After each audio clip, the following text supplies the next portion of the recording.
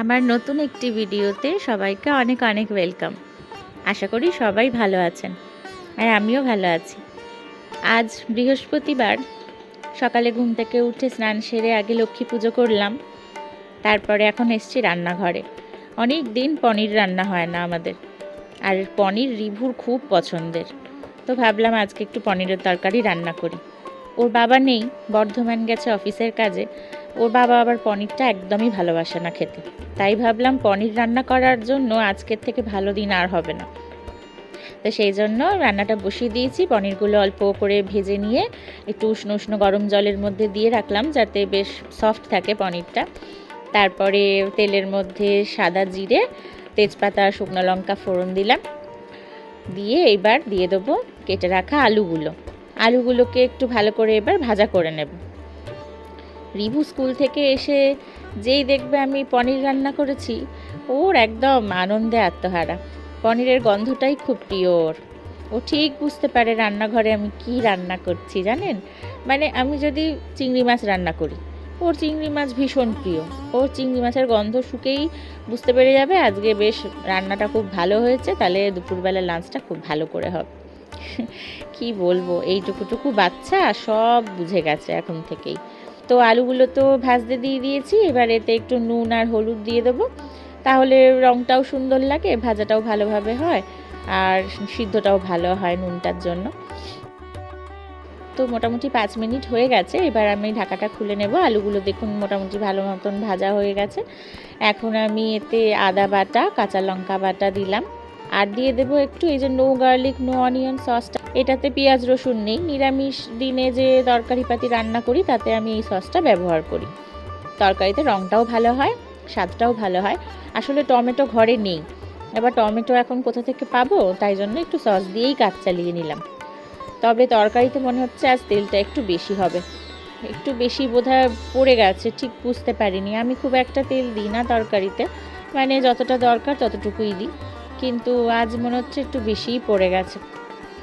যাই হোক, একটু হলুদ গুঁড়ো, জিরে গুঁড়ো, কাশ্মীরি লঙ্কার গুঁড়ো দিলাম, আর এবার একটু ভালো করে কষিয়ে নেব। নুন মিষ্টিও দিয়ে দিয়েছি পরিমাণ মতো। এবার ভালো করে একটুখানি কষিয়ে নিয়ে ওই যে পনির ভেজানো রয়েছে উষ্ণ গরম জলটাতে, ওই জলটাই একটু একটু দিয়ে দিয়ে কষাবো। আমি আবার তরকারিতে মশলা দিয়ে যখন কষাই তখন একটু জল না দিলে ভাল লাগে না আমার।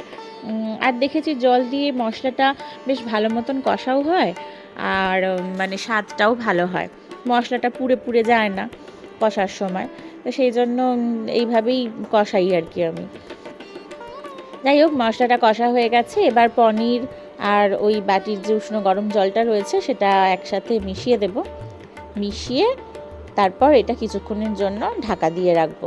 আলুগুলো সিদ্ধ হবে আর পনিরের মধ্যেও সমস্ত নুন মিষ্টি মশলা সব কিছুর ফ্লেভারও ঢুকবে।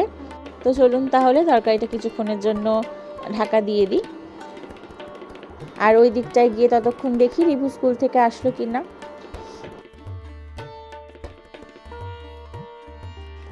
তরকারিটা কিন্তু মোটামুটি হয়েই এসেছে, চেখে দেখলাম একটু মিষ্টি লাগতো, তো সেই জন্য একটু মিষ্টি দিয়ে দিলাম, আর একটা কাঁচা লঙ্কা ভেঙে দিয়ে রাখলাম, যদি আমার লাগে, আমার তো একটু ঝাল ঝাল লাগে সেই জন্য। আর একটু ঢাকা দিয়ে দিই, তাহলে আলুগুলো আর একটু ভালো করে সিদ্ধ হয়ে যাবে। তো তরকারিটা দেখুন একদম আলুও সিদ্ধ হয়ে গেছে, পনিরের মধ্যে সমস্ত জুসটাও খুব ভালোভাবে ঢুকেছে। তরকারিটা কিন্তু আমার একদমই রেডি। একদম লাস্টে আমি একটু ঘি আর গরম মশলা দিই অন্য সময়, তবে আজ দেব না, বাইরে যা গরম পড়েছে, থাক আজ না হয় তরকারিতে আর ঘি গরম মশলাটা দিলাম না।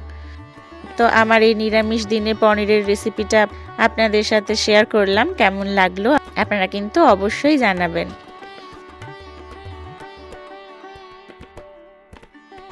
কি করছো?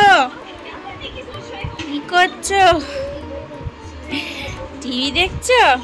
তুমি আজকে সকালে আমাকে টাটা করোনি স্কুলে যাওয়ার সময়, আমার তাই রাগ হয়েছে, দুঃখ হয়েছে। আমি তোমার সাথে আড়ি করে দেবো, এ নাও তোমার সাথে আড়ি। আড়ি আড়ি আড়ি, কাল যাবো বাড়ি, পরশু যাবো ঘর, হনুমানের লেজ ধরে টানাটানি কর। কাগজটাকে খেয়ে ফেলবি, র্যাপারটা খেয়ে ফেলবি, এই স্ট্রটাও খেয়ে ফেলবি না? তোমার এখন বাচ্চা, তুমি কত বয়স তোমার ললিপপ খাবে? না আর নেই, এখন এক্ষুনি ভাত খাবে। এই তো ফ্রুটিটা খেলে এক্ষুনি ভাত খাবে। কি দেখছো ডোরেমন? ঠিক আছে, দেখো বসে, আমি ঠিক 1:30-তে ডাকবো, চলে আসবে, ঠিক আছে? শুনতে পেয়েছো? ভাতু খেতে চলে আসবে, ঠিক আছে? শুনতে পেয়েছো? আচ্ছা। দুপুরবেলায় পনিরের তরকারি দিয়ে আমি আর রিভু ভাত খেয়ে নিয়ে একটু বিশ্রাম নিলাম। আজ একটু ঘুমিয়েও পড়েছিলাম। আর এখন সন্ধেবেলায় ওর বাবা ফিরে গেছে। এখন এসছি একটু গঙ্গার ধারে, মানে আমাদের বাড়ির সামনেই তো গঙ্গা। তো রিভুর এক স্কুলের বন্ধু এসছে, রিভুর ওই বন্ধু আর তার বাবা মা আর আমরা এসছি একটু আমাদের গঙ্গার ধারে। খুব সুন্দর হাওয়া দিচ্ছে। আর কৃষ্ণচূড়া গাছটাতে দেখুন কি সুন্দর ফুল এসছে, আর গাছটা একদম অনবরত হাওয়ায় নড়ছে। তো সেই জন্য এসে একটু গঙ্গার ধারে বসলাম, অল্প কিছুক্ষণ গল্প করে তারপর চলে যাব বাড়ি। ওরাও ওদের বাড়ি চলে যাবে, আমরাও আমাদের বাড়ি চলে যাব। তো আজকে সেরকম রিভুর পড়ার খুব একটা চাপ ছিল না, আর যে ছেলেটি আমার কাছে পড়ে সেও আজ পড়তে আসেনি, তাই একটুখানি ঘুরতে আসলাম আর কি। যাই হোক, আজকের ভিডিওটাকে আর খুব একটা বড় করছি না। কেমন লাগলো ভিডিওটা তা অবশ্যই কমেন্ট করে জানাবেন সবাই। খুব তাড়াতাড়ি অন্য একটা ভিডিও নিয়ে আবার চলে আসবো আপনাদের সামনে। ততক্ষণ অবধি সবাই খুব ভালো থাকবেন, সুস্থ থাকবেন, আর এভাবেই আমার চ্যানেলটার সঙ্গে কিন্তু জুড়ে থাকবেন। চলুন তাহলে আসি এখন, টাটা।